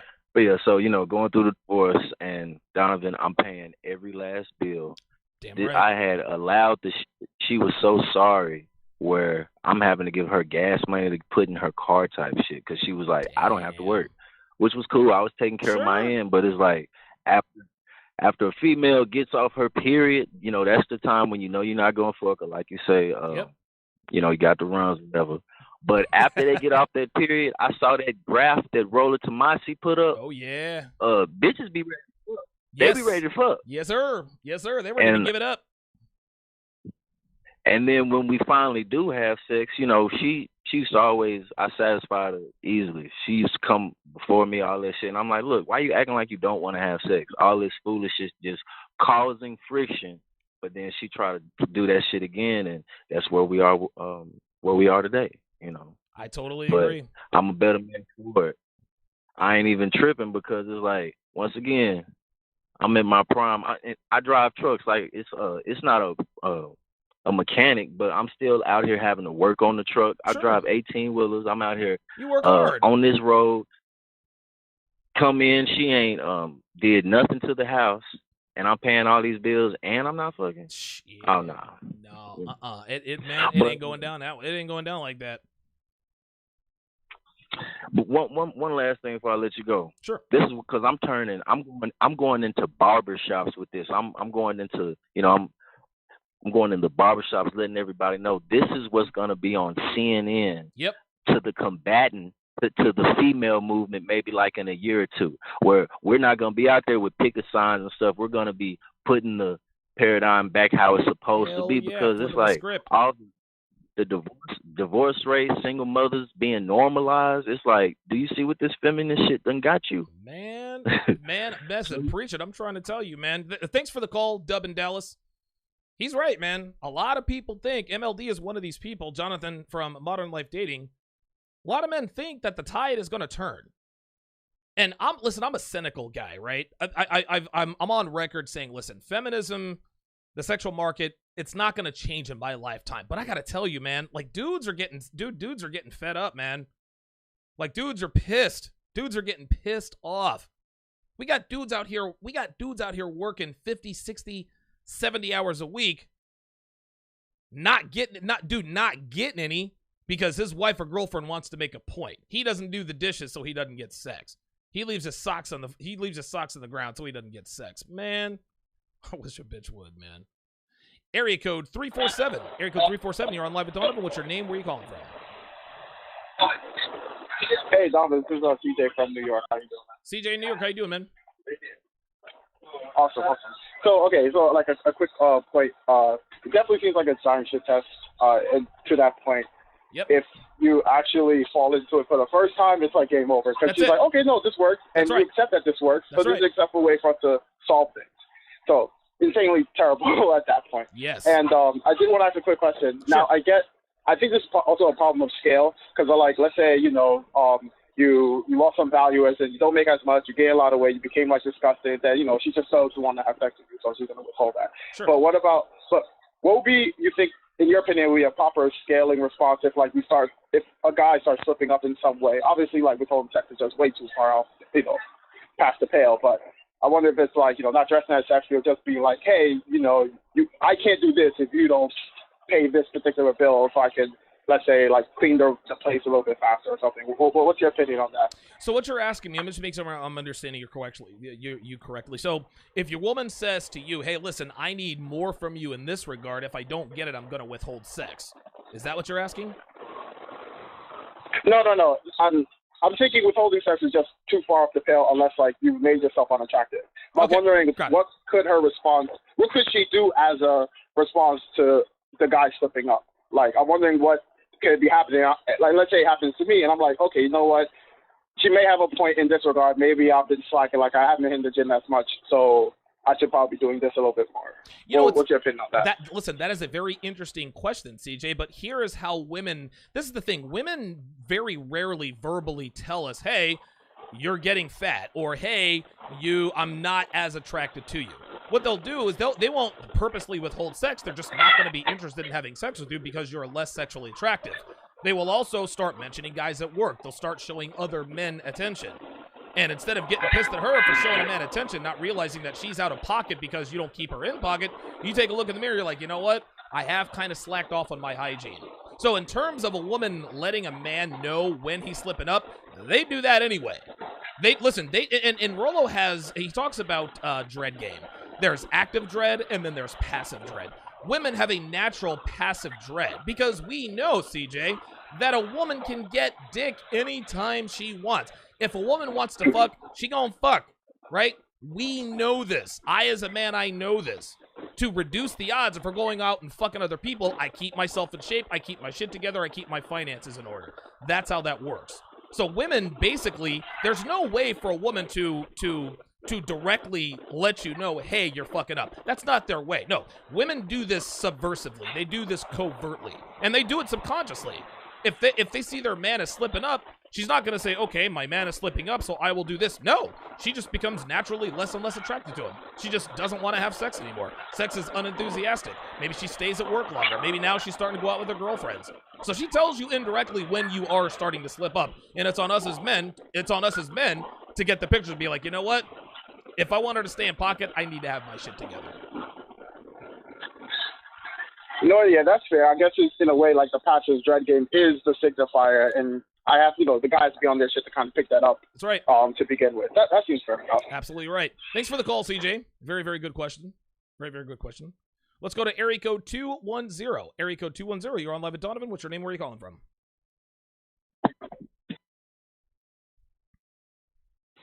Area code 210, are you there? Oh, area code 210 drop. All right. Let's go to area code 404. Area code 404, you're on live at Donovan. What's your name? Where are you calling from? Hey, Donovan. What's up, man? Can you hear me? Oh, man, that's amazing. I'm so glad I got on. Sure. What's your name? Where are you calling from, bud? So I'll start. I'd like to stay anonymous. You can call me Kay, I guess. Okay, I'll call you Kyle. I'm in Denver. I'm in Denver, Colorado. Okay, Kyle, quote unquote, in Denver. All right, Kyle, what you got for me, man? Great. Perfect. Well, so I'll make this as fast as I can because I don't want to take up your time, and I'm still working. I met this chick, I don't know, maybe 3-4 years ago. Okay. And I knew her when she was married, and I moved out of town for a job, and then it's weird. Like a month later, she hit me up, and we started talking. And I said, hey, what's up with your husband? Oh, we got divorced. Oh, okay, cool. Tell me what happened. So we started talking right away, and I was basically her emotional tampon, but I was too blue-pilled to know it. And she would tell me all these things that she would do to this guy, who, by the way, ended up not being even the father of her son, and she knew about it.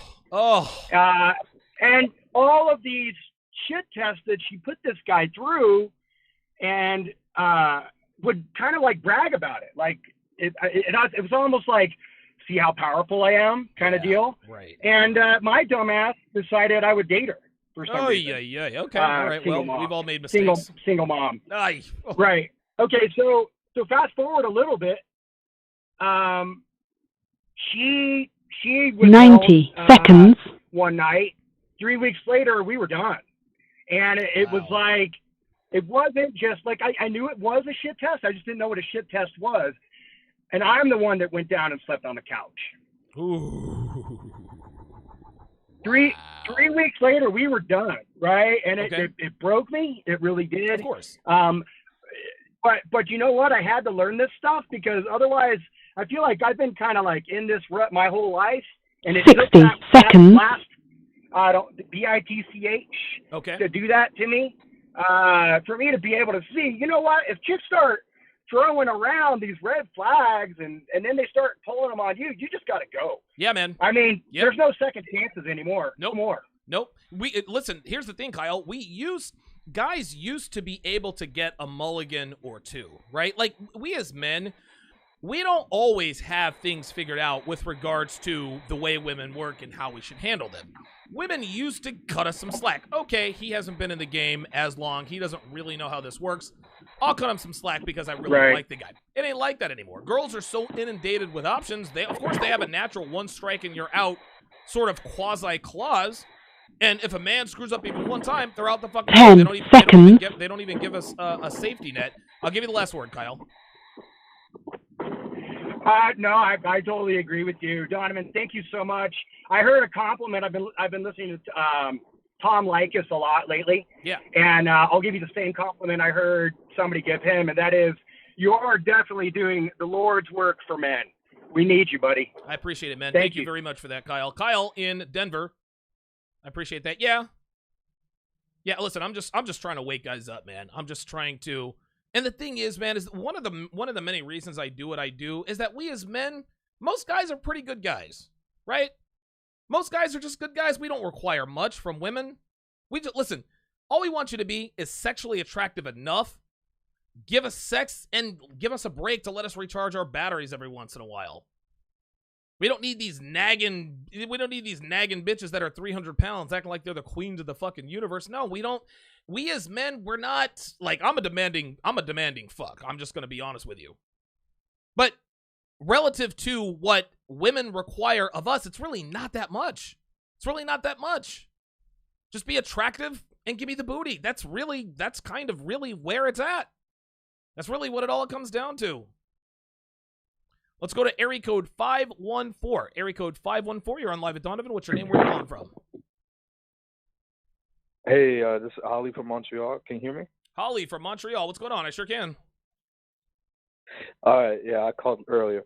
I just wanted to go back to the article, and something that's pretty funny is that, you know, a lot of women will say, "Hey, I want a hard-working man." Right. But at the same time, when he works hard and doesn't give her a lot of time, then she gets mad about that. You know, I feel like it's always like.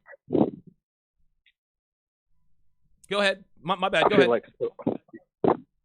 feel like it's always like, you know, they tell you that they want something, but at the same time, they don't really like emphasize on what the fuck they really want. You know. Well, here's the thing. Holly. How do you pronounce your name? Is it Holly or Hallie? Ollie. Oh, Ollie. Ollie in Montreal. Dude, I'm calling you a guy. I'm calling you a girl's name. Ollie in Montreal. That's the thing, man, is that women always, and what women say they want and what they actually want are two very, very different things, right? Women don't really want a hardworking guy, right? They want a man who they want the benefits of a hardworking man, which is, of course, a lot of money, right?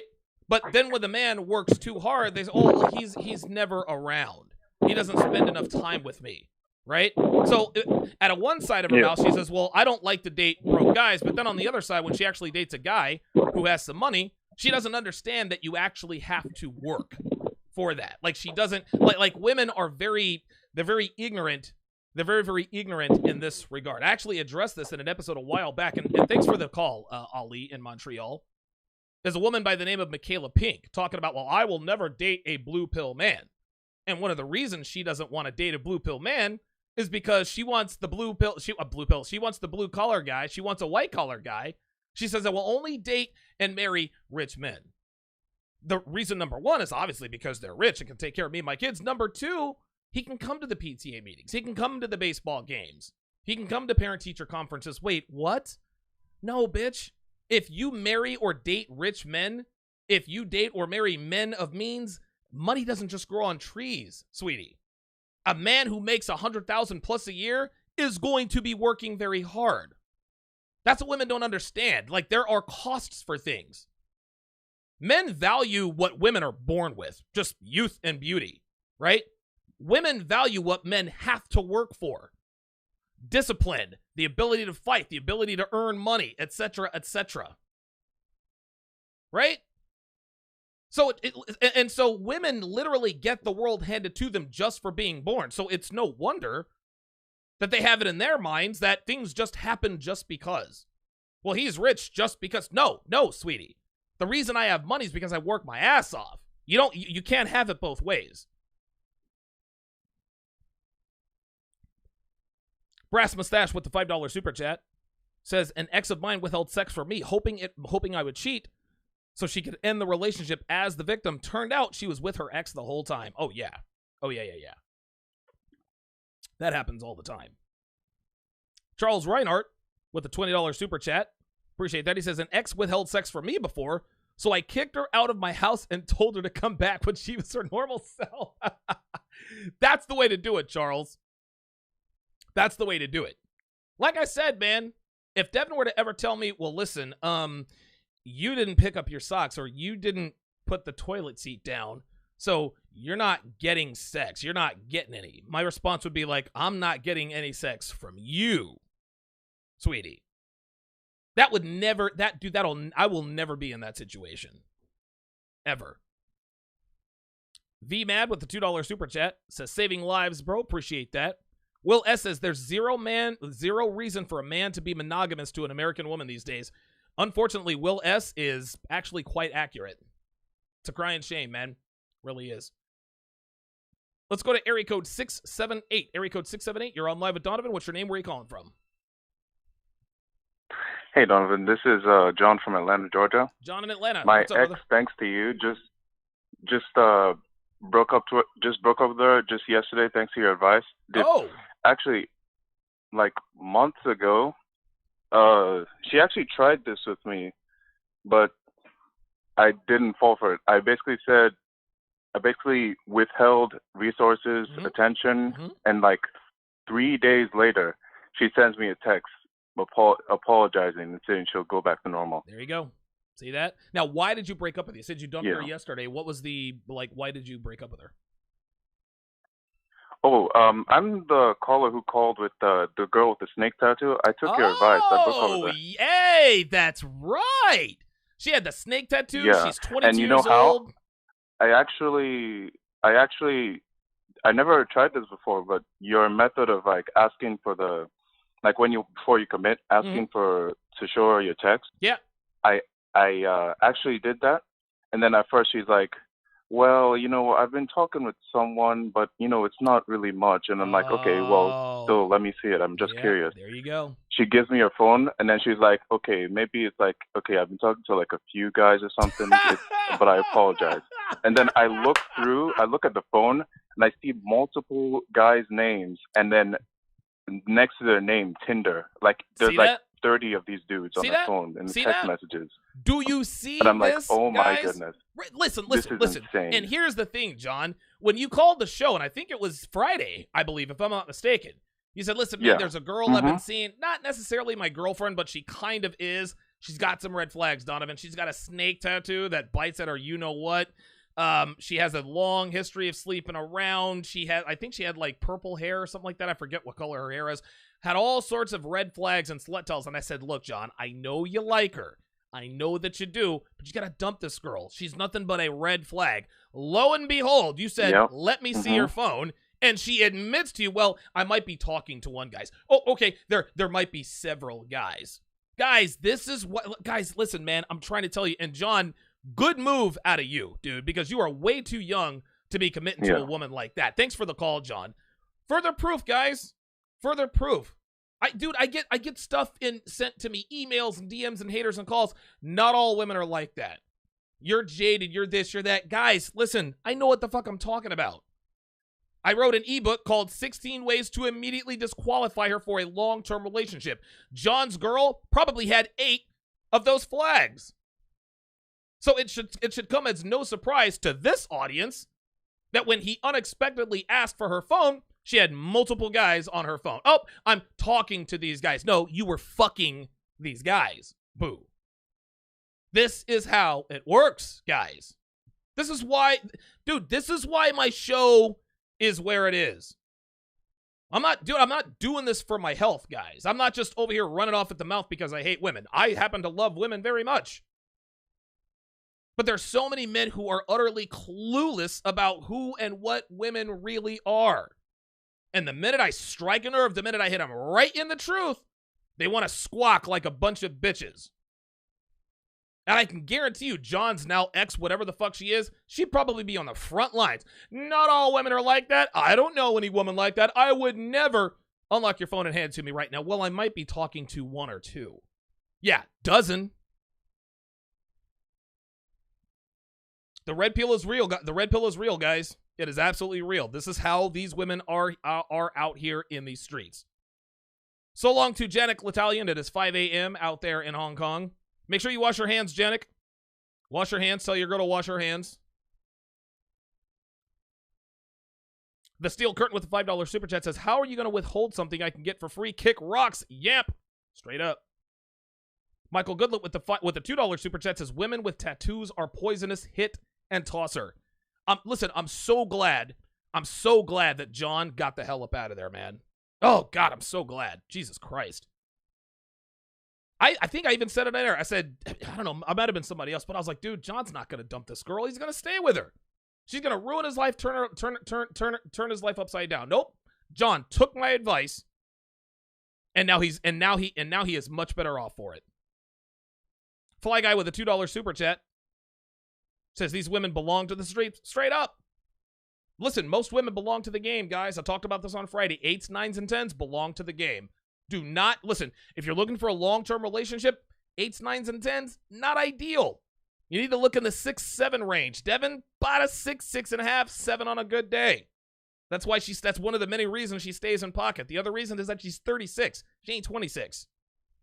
Yes, I am the great and powerful Donovan Sharp, but just because I can keep a 22-year-old hot girl in line doesn't mean I want to. That takes a lot of fucking time and work. I ain't got time for that. I got a show to do. I got a legacy to build. I got people to save. I ain't got no time to be running behind a 22-year-old who gets hit on everywhere she goes. No, sir. That shit's for the birds. I don't have time. Dude, I'm fucking 42, man. I got bills to pay. I got a nest egg to grow. Let's go back to the phone lines here. We got a few more calls here. Area code 242. Area code 242. You're on Live with Donovan. What's your name? Where are you calling from? This is Stefano from Nassau. Stefano from Nassau. What's up, brother? How you doing, man? Good to talk to you again.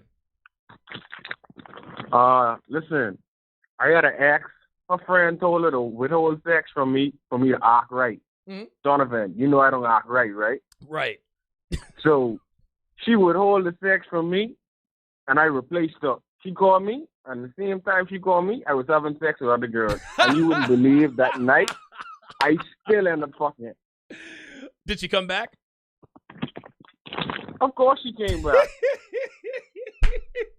and let me give you guys another scenario. All right. Stop giving these females the non-sexual attention. Straight up. I have this coworker, right? She flirts with me every day. So I stopped and I asked her, well, it's flirting leading. She was like, this ain't flirting. She don't consider this flirting. She bothering me. I say, man, so where all this bothering leading to? I said, you trying to smash? She's like, oh my God, LOL. Say, if I wanted to fuck, I would have tell you I wanted to fuck. Oh my Problem God. solved. There you go. Just like that. If you give women non-sexual attention, guess what they're going to give you? Non-sexual attention. Stefano in Nassau with the call of the day. He's got that thick Jamaican accent. He said, the bitch want to withhold sex from me. I replaced the bitch. She called me on the phone. I'm fucking another bitch. Stefano's a savage, dude. He said I replaced the bitch. That was great. That was awesome. Age of Machines with a $2 super chat says, just because you're saving people. Thanks. Appreciate that. Appreciate that very much. Let us go to area code 732. Area code 732. You're on Live with Donovan. What's your name? Where are you calling from? Hey, yeah, this is Alan from New York. How you Alan doing? in New York. What's up, brother? How you doing, man? Good. Hey, I was listening, and did you notice that all the women withholding had, like, young kids? Yep. That's blackmail. Those guys can't get out of there. They want to take care of their kids. Yo, listen, you know what? It's interesting, and I didn't catch that I didn't think about that until you just said that. Think about this, Alan. How many women who are with men that they don't have kids with or don't have kids at all, how many women would pull this off, right? Just like you said, that's one of the main reasons these women are actually doing this, right? Because A, they're relatively sure or 100% sure that their man either can't or won't go out and get other women, and B, they're trapped. They got them by the balls. I say this all the time, Alan. Girlfriends are better than wives. Wives got you by the balls, especially if you have kids, man. Have you ever had a girl or heard of any girl withholding sex from you or her man, or is this the first time you're hearing about this? No, I had a girl that did that in college back when I was blue pill, and then she basically had a month-long period, you know what I mean? Oh, of course. Fucking bitch. She's probably fucking other dudes on the side, wasn't she? Oh, God, yeah. Thanks for the call, Alan in New York. Yeah, that's a very good point. I didn't pick up on that when I was reading through it the either the first or second time. Yeah, these women withholding sex, these are women with kids. They got their men trapped. This is why I always say, guys, wrap that Jimmy. Do not have kids with these women out here, man, because if you do, it's a wrap. Oh, come here, buddy. Come here. He's a good boy. So this is my dog. This is my dog, Chester. Hang on. Come here, boy. Come here. There we go. There's my dog, Chester. Yes, is he a good boy? You good because this is my dog, Chester. He is a dumpster diver. He's a Cavalier King Charles Spaniel. He doesn't like being up here. Say hi to everybody, Chester. Say hi. Say hi. Yep. Hi. He's a good boy. All right. All right, get out of here. I don't usually leave open my studio door, but because the weather is warming up, and there's a lot of equipment in here, I got to figure out a ventilation system. The Sea Bear with the $10 super chat says, quote, I got people to save. I always knew you were a hero. Not all heroes wear capes. My man, appreciate the super chat. Let's go back to the phone lines. Let's go to area code 973. Area code 973. You're on live at Donovan. What's your name? Where are you calling from? Hey, this is Clark from Jersey. Clark from Jersey. What's up, brother? How you doing? Not much, man. I just got something real quick to say, man. Sure, what's up? A little while back, man, I met up with this little shorty, and we was talking. We got to know each other for like, I'm going to say like 3 weeks. Okay. And long story short, I actually met her through a familiar acquaintance, right? Okay. Met at a little party. I knew her girlfriend and everything. So her friend used to always tell her about, our situation, because, I was still messing around with her friend when I met her. So she got, she got to liking me and everything. So it was kind of like a friends with benefits sort of situation. Right. But to her, she really just wanted to get a relationship out of me and would always be talking about her friend. So long story short, she got mad at me a couple of times and, just threw it out there in the air like, oh, well, I'm not going to give you no head and nothing like that. So the minute she did that, bro, like I stopped answering her calls. I basically just put her in the black zone. Women don't like being, in the dark. They don't know what you think and what's going on. They hate that shit. So I stopped answering, man. I left her in the corner, didn't answer her. I'm banging out her friend, and here she called me. Yes. So I hang up. Yeah. So this is kind of funny because I got a homeboy. He turned around and tell me, oh, that's evil, that's grimy, what goes around comes around. I'm looking at dude like, I'm single, I got no kids, you married. That's what I'm saying. So this is what I did. When she called me, when I was banging her friend, I basically hung up the phone, then I called her back. I FaceTimed her. Okay. You FaceTimed her from the and then bitches. she's like, yeah. I FaceTimed her, and then she's like, what are you doing? And I turned the phone, aiming at what I'm doing, and she just was like, oh. But she never hung up. She just was on the phone watching. Damn. Got quiet. Savage as hell. The phone. I bet she never withheld sex after that, Yeah. did she? Nah, hell nah. But I just let her go, man. Like, man, that shit wasn't worth it, man. No. Like, I don't like when females do that type of shit to me. If you want to play these kind of games, I don't got time for all that shit. Now, God forbid I got kids with you, then man, I'm just gonna stop fucking with you and just take the bullet and whatever child support, right? Right. I don't got time for shit like that. No, I'm with you, man. I'm with you 100%. Thank you for the call, Clark in New Jersey. So Clark in New Jersey, Stefano in Nassau, they got it right. The bitch withholds sex from you, you go out and get another bitch, right? What's that old Sugar Hill Gang song go? I said a hotel, Holiday Inn. If your girl starts acting up, then you take her friend. That's the attitude you got to have here, guys. Now, don't get me wrong. No one here is suggesting that you just go out and start banging other girls for no reason. No. If your girl is holding it down as your girl, if she is upholding her end of the bargain, there's no reason for you to do that. But I'm not going to pass judgment if you do. But we got bitches out here withholding sex for stupid reasons. I can understand if a woman is withholding sex because maybe he doesn't have a job, at which point, why would you be in a relationship with a dude who doesn't have a job in the first place, right? I can understand withholding sex if your man lost his job. Listen, you got to give him some time to blow off some steam, right? You know, lick his wounds. But if he's not showing that initiative, if he's not showing the motivation to go out and get another job, I understand you want to stop giving it up, right? If he's not going to uphold his end of the bargain or take steps to ensure that will happen, I get it. But we're talking about fucking leaving the toilet seat up. We're talking about leaving laundry on the floor. Bullshit reasons. Spend more time with me. I want a new trip. What did one bitch say? She wanted a new bathroom or some nonsense? Withhold sex for a month, man? Dude, I wish a bitch would. I wish a bitch would. Last call of the day. Let us go to area code 347. Area code 347, you're on Live with Donovan. What's your name? Where are you calling from? Hey, Donovan, can you hear me? Yes, sir. Okay. I kind of just want to ask this question anonymously, but I'm Sure. calling from New York. Okay. I just wanted to ask you, and I know you're probably looking for calls talking about, inspirational stories of guys applying your advice. Yeah, but that's I okay. just have a question No, for listen, you today. that's okay. You're actually the last caller of the day, so I'll let it slide. No big deal. Go ahead. Ask away. Okay. Donovan, after taking the red pill, I find myself becoming increasingly nihilistic, and every single day that passes, I don't see any reason to even try getting with women or even try at life. Because in my mind, I've told myself that no matter how hard you try, you're still going to be a guy who's Asian, who's below average in height, right, and who's below average in the men's department. I'm not hung like a horse. Sure. Right. I'm speaking very candidly with you. No, I'm with you. Tell me, why try? Why should a guy like me even try? Why should a guy like me even get up in the morning? Let me ask you this. How old are you?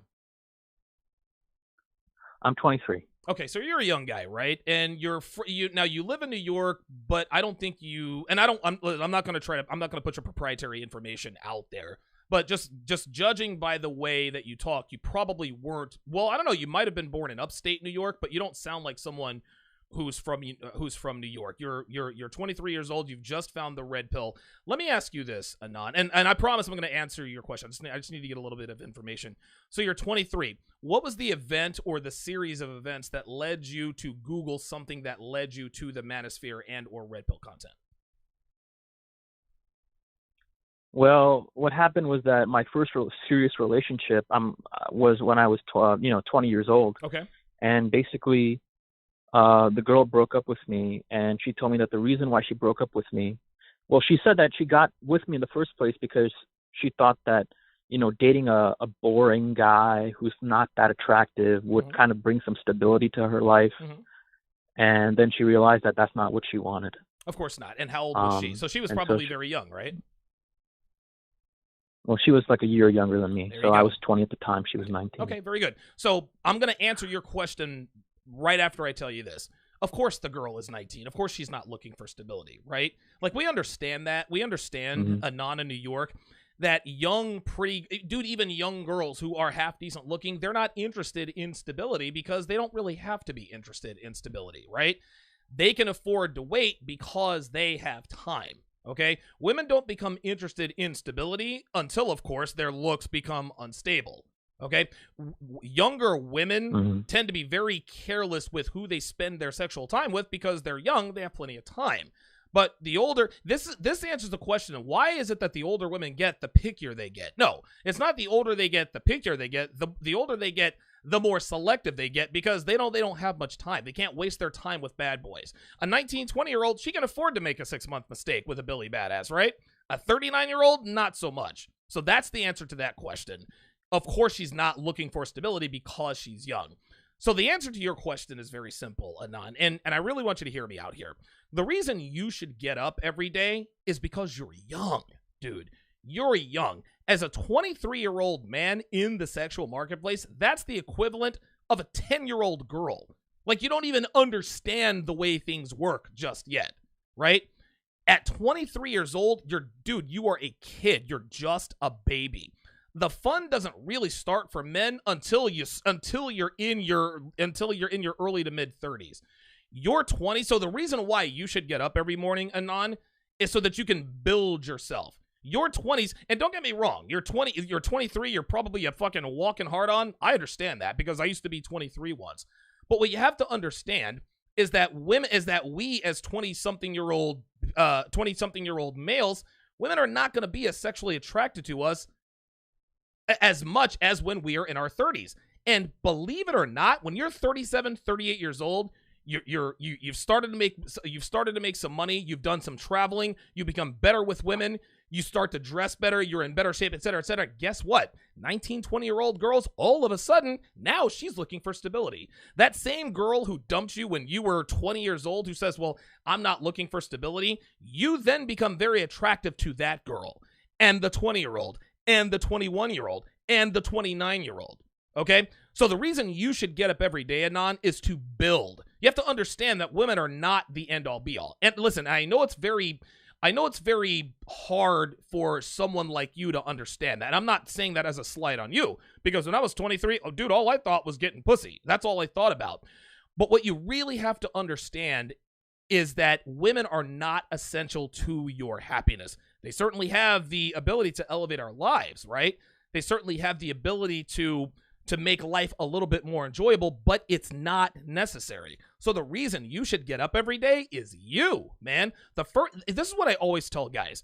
The first thing you should do when you find the red pill, forget about women altogether. Anon, girls aren't going anywhere. There are girls turning 18 every hour of every minute of every second of every day. They're not going anywhere. Sluts are not going anywhere. Girls who give up the booty easily and unprotectedly, rather, for lack of a better term, they're not going anywhere. You not only have 6 months, dude, you've got a decade and a half to build yourself into the kind of man that women will kill to be with. And listen, it doesn't even matter that you're Asian. Dude, one of the bitches I used to fuck in Vegas, her name is Lauren. I should have even said that. Her name is Lauren. Decent looking girl, tattoos, has all the red flags. Guess what? She's dating an Asian dude right now. Right? Dude, I know three pretty-ish girls in Vegas who are probably in their late 20s, early 30s, dating Asian guys, right? And they're not dating him because he's Asian. They're not dating guys because they're not Asian, if that makes any sense. No, it doesn't really matter what your race is, right? As long as your value is high enough, if you're self-assured, if you're sure of yourself, if you have direction, if you have your shit together, you'd be surprised at how many women who wouldn't normally consider, you know what? I don't usually date Asian guys, but he doesn't really act like the typical Asian guy, right? Like, I like the way he's dressed. Okay, he's a little shorter than I'm used to, but I like the way he looks me in the eye. I like the fact that he's direct, and I like that he's not, I get the impression that he's not afraid to tell it like it is. That's the reason you need to get up every day. You just need seasoning, Anon. You're only 23. You don't know anything yet. That's not a crime, but this is why you have to keep on keeping on. And again, I'll say this one more time. Women are not the end-all, be-all, my friend. I know it's very difficult to understand that now because that's all you think about, but trust and believe. And this is interesting. You're going through a nihilistic phase. You want to know something? You might actually stay in the nihilistic phase at this point, which incidentally enough actually helps you with women, because women are nihilistic just naturally. There's no reason why that we as men shouldn't be nihilistic either, right?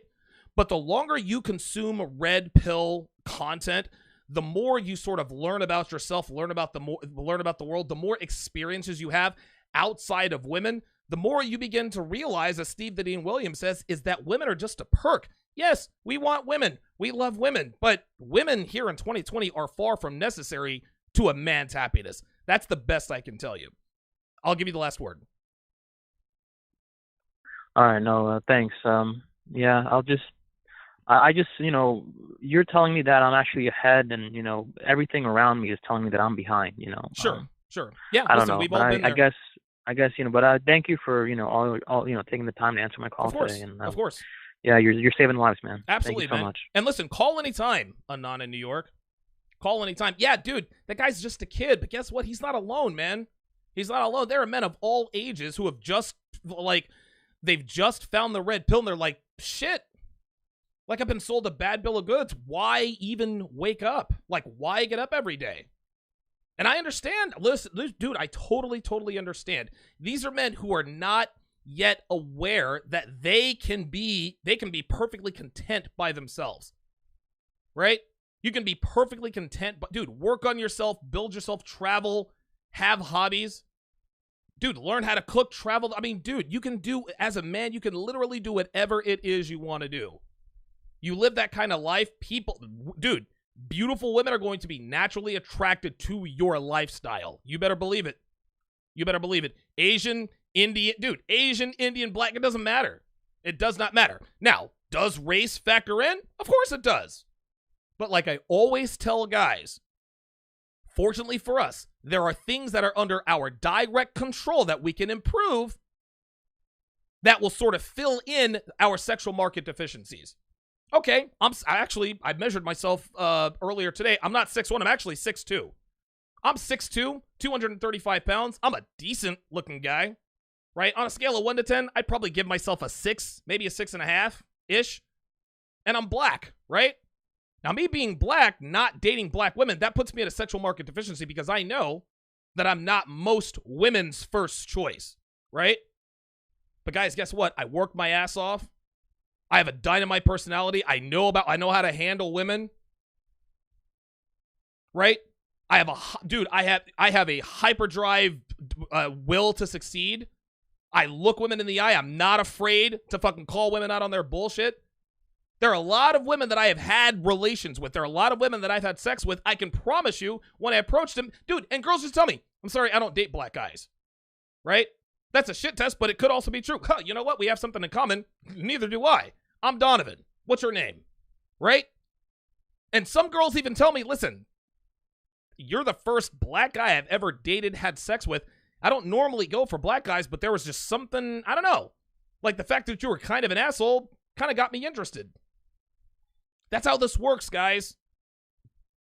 That's how this works. You build yourself up, you increase your value, and women who would otherwise dismiss you as a potential short-term, long-term fling, whatever the case may be, all of a sudden now they're singing a different tune because you looked her in the eye. Because you broke that stereotype. Yes, Indian men and Asian men have sexual market deficiencies. Okay, yeah, they do. But guess what? There are things under your direct control that can more than make up for those things. Guys, there are Indian guys and Asian guys dating hot, big-titty, fake-titted white girls. Believe it. Believe it. These men are the exception to the rule because they made themselves the exception. Nobody gave them anything. They went out and they worked for it. I actually wrote an article on Return of Kings, 5 things that non-white men can do to attract white women.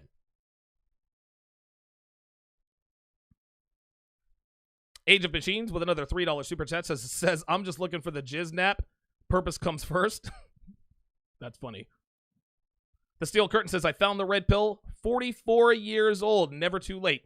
It is never, ever, ever too late to find the red pill, guys. I found the red pill at 32. That was over a decade ago. My life is great now. My life is better than it's ever been, ever. Good call there by Anon in New York. All right. Excellent episode today. Shout out to Jesus Medina. Shout out to my super chatters. AM1, The Sea Bear, Phineas Henshaw, Clue, Brel215, Cryomancer, Michael Goodlet, Age of Machines, Brass Mustache, Charles Reinhardt, again, I think he's got a couple of $20 super chats in here. VMad, The Steel Curtain, Fly Guy, Age of Machines, and The Sea Bear again. I appreciate the super chats. Shout out to The Sea Bear, who is the newest member of TSR Towers. Appreciate that. You are now a member. You now have chat privileges. Juanito Main with the $5 super chat says, thanks for the wake up. No problem. Absolutely happy to help. My thanks to my callers. Greg from New Jersey. MacFit. Janik L'Italian in Hong Kong. Sammy Jones with the $5 super chat says, good information you present. Never got the discount information for your content. Sammy Jones, send me an email. Send me an email. I don't know what discount you particularly are referring to, but if I promise you a discount for some reason, you need to let me know why and how. TSR@DonovanSharp.com. TSR@DonovanSharp.com. So again, shout out to Janik in Hong Kong. Glad to see that he is safe. He does not have the coronavirus. Neither does his girl, presumably. Wash your hands, Janik. Wash your hands. Kitchen in Raleigh. Tyson in Winnipeg. Sanchez from the tri-state area. Dub in Dallas. CJ in New York. Kyle in Denver. Ollie in Montreal. John in Atlanta. Shout out to John in Atlanta for dumping the girl I told him to dump, the 22-year-old slut with the snake tattoo biting at her hoo-ha. I'm glad he did that. And oh, by the way, she was talking to / fucking 30 other guys on Tinder, as we all knew she would. Alan in New York. Clark in New Jersey. Anon in New York. Listen, Anon in New York, man, listen, dude. Stay strong, man. Continue to build that value and consume Red Pill content. Wake up every day, man. Success will come, I promise you. Thanks for watching, guys. I will see you guys tomorrow afternoon at 3 Eastern, noon Pacific. Until next time.